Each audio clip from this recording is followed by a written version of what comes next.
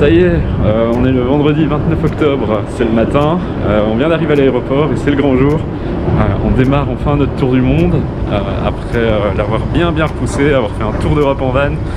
Ça y est, on peut enfin partir, donc normalement on devait partir en août 2020. On est un an et demi plus tard, mais on est en tout cas un peu moins d'un an et demi plus tard, mais en tout cas on est vraiment super contents. Et donc voilà, donc là, direction Mexico.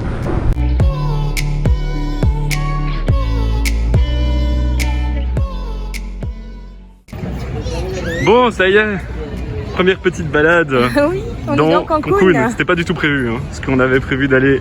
Ouais, on avait prévu d'aller directement sur l'île d'Holbox, mais comme notre avion a eu du retard avec toutes les péripéties pour arriver jusqu'ici, ben on était trop tard pour le bus et le ferry. Et donc voilà. On a pris une petite nuit ici, et là on va être bien, on est sur la place, ça a l'air d'être assez typique. On est dans le thème quoi. On va chercher à manger. Ouais, go. Bon, deuxième journée. On attend le bus. On vient de se réveiller, on est de nouveau à la gare des bus de Cancun, on attend le bus pour Chiquila, puis Holbox. Et puis on prendra le ferry pour Holbox. Ouais, donc voilà, là, on attend gentiment.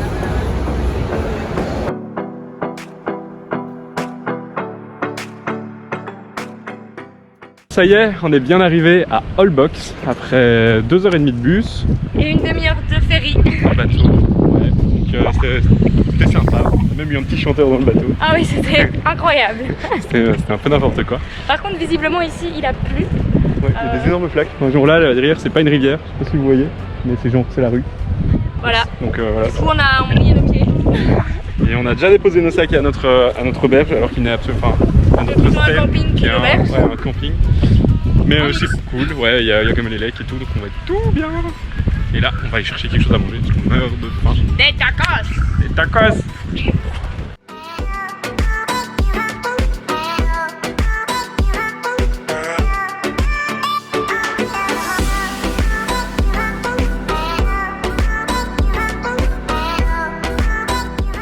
Après avoir visité le centre de Holbox, qui est très sympa, bon, c'est beaucoup de maisons un peu typiques, de restos, de petits bars, etc. Là, on s'éloigne un peu pour aller vers Punta Coco, qui est une plage à l'extrême ouest de l'île, merci Claire. Soit limite sud-ouest. Et en fait, normalement c'est connu pour abriter des colonies de flamants roses. Alors ils sont pas tout le temps là, donc on espère qu'on les verra. Mais sinon aussi ce qu'il y a ici, c'est ce qu'ils appellent la bioluminescence. Bioluminescence, tout va bien. Qui est en fait générée, je sais pas très bien compris, par des algues ou quelque chose comme ça. Ouais, et donc là on va sur la plage qui fait ça, enfin où le phénomène apparaît. Ouais, du coup faut aller des jours où il fait pas trop clair le soir. Donc par exemple, il faut absolument pas aller quand c'est la pleine lune, parce que du coup il fait trop clair, on voit pas la luminescence, donc il faut aller des nuits sombres ou des nuits de fin de lune. Donc normalement aujourd'hui ça devrait être bon. Et puis voilà, donc là on est sorti du village, c'est un peu plus la galère au niveau des routes, parce qu'il y a vraiment des énormes flaques à traverser. Alors on est sur une parcelle un peu plus calme, un peu plus sèche, mais on va vous montrer des vidéos. Là-bas c'est déjà moins sec, là, ce que je suis en train de voir. Et donc voilà, donc on va aller voir tout ça et on vous emmène avec nous.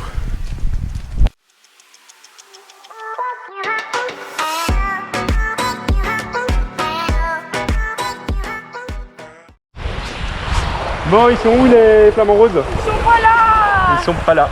Apparemment ils viennent plus le matin et le soir. Et il semblerait aussi qu'il y ait des saisons un peu plus intéressantes, enfin où il y en a plus. Donc voilà, on n'a pas vu les flamants roses. On a vu plein d'autres oiseaux. Plein d'autres oiseaux et c'est vraiment sympa, c'est hyper sauvage.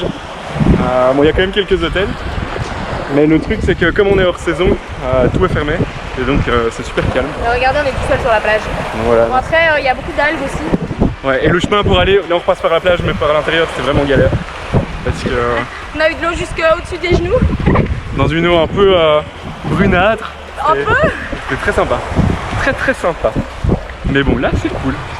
Il n'y a pas trop de soleil. Donc, on n'a pas trop chaud. Non, ça va. Donc, voilà.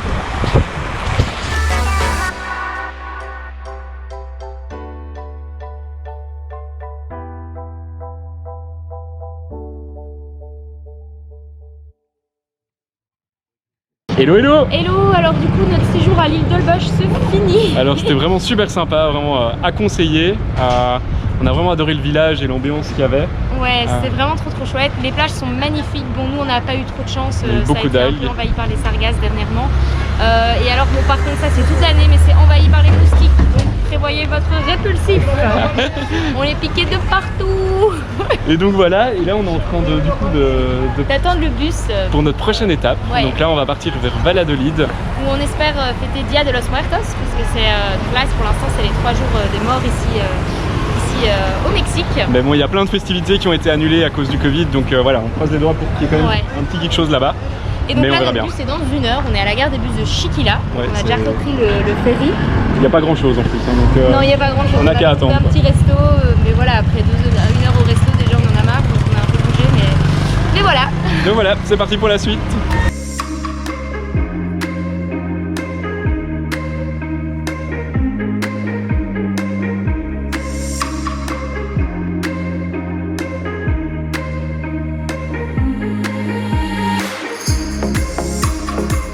On est à Tizimin, on va à Rio Lagartos aujourd'hui, donc c'est une réserve naturelle, on va voir plein d'animaux, on espère.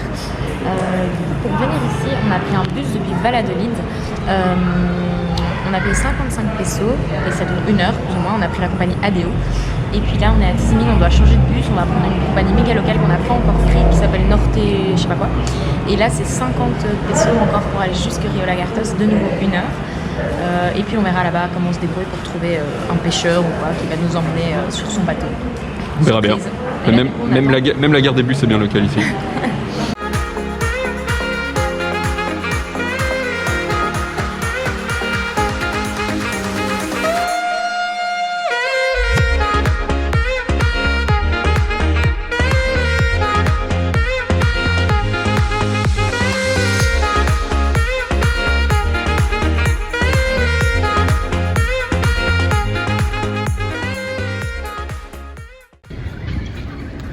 Donc voilà, on est à Mérida. C'est à l'envers. On est arrivé en bus depuis Valladolid cet après-midi. On a pris le bus ADO depuis la gare des bus, qui nous a coûté quand même cher, 200 ED par personne, 285 je pense par personne. Et on a mis 2 heures, alors que si on avait pris le bus Orienté, on aurait mis le même temps. On serait pas arrivé tout à fait au même endroit dans la ville, mais on aurait payé la moitié du prix. Ouais, en fait Orienté c'est le bus des locaux, donc voilà. Après ADO ils sont super confos, mais voilà. c'est quand même pas mal plus cher. Voilà, et donc ici à Mérida on va passer quelques jours, on sait pas encore exactement, au moins 3 nuits. On a une super auberge de jeunesse à vous conseiller, Nomadas Hostel, franchement trop bien avec la piscine, enfin incroyable, ouais, ça fait du bien, pas bien trop posé. Cher en plus, un peu plus cher que ce qu'on a mis à Valladolid, mais voilà. Et alors d'ici c'est trop bien parce qu'on va pouvoir visiter plein de spots un peu emblématiques, on va pouvoir aller à Izamal, on va aller à Uxmal, il y a plein de cénotes aussi par ici, puis il y a la ville de Mérida où il y a plein de choses à faire, donc on va être bien.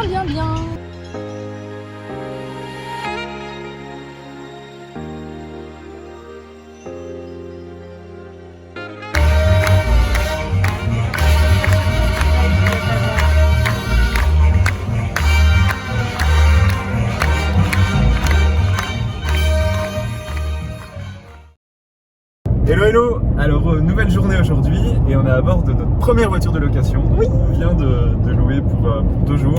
Alors le truc c'est qu'en fait autour de Mérida il y a vraiment plein de choses à faire. Et donc voilà, globalement tout est accessible en bus, mais le truc c'est que par facilité c'est quand même beaucoup plus simple d'avoir une voiture. Donc voilà, donc là on est en route pour Izamal, donc la ville jaune, on va aller voir ce que ça va, c'est une très jolie ville. Et cet après-midi on va en profiter pour aller dans différentes cénotes parce que ça c'est moins accessible en bus. Et donc voilà.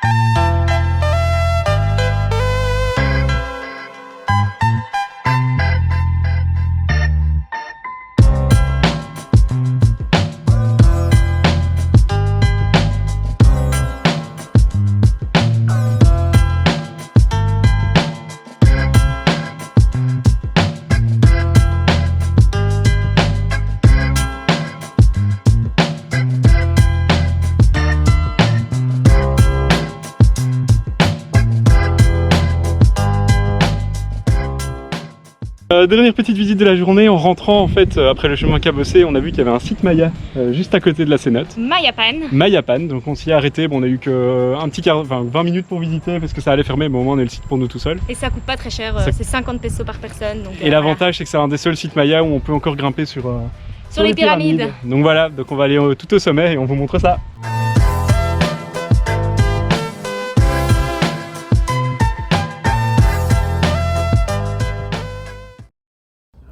Hello, hello! Hello!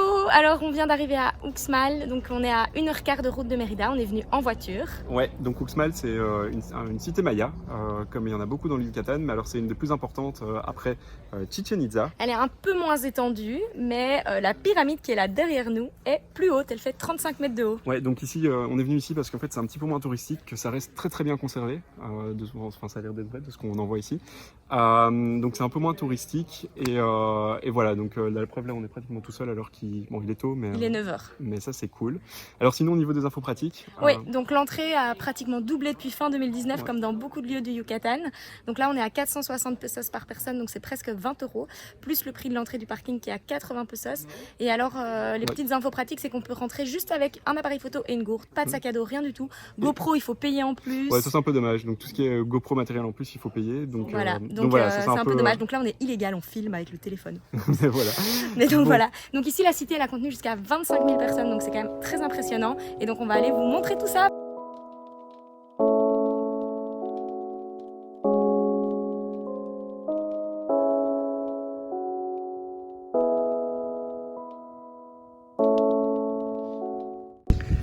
Alors Clémence, cette petite visite. Oui, c'était cool. On a vu des animaux en plus, des iguanes, des oiseaux. Clem, c'est tout ce qu'elle retient, elle a vu des animaux. On a aussi vu des pyramides mayas. On a vu des pyramides mayas, franchement elles sont super belles.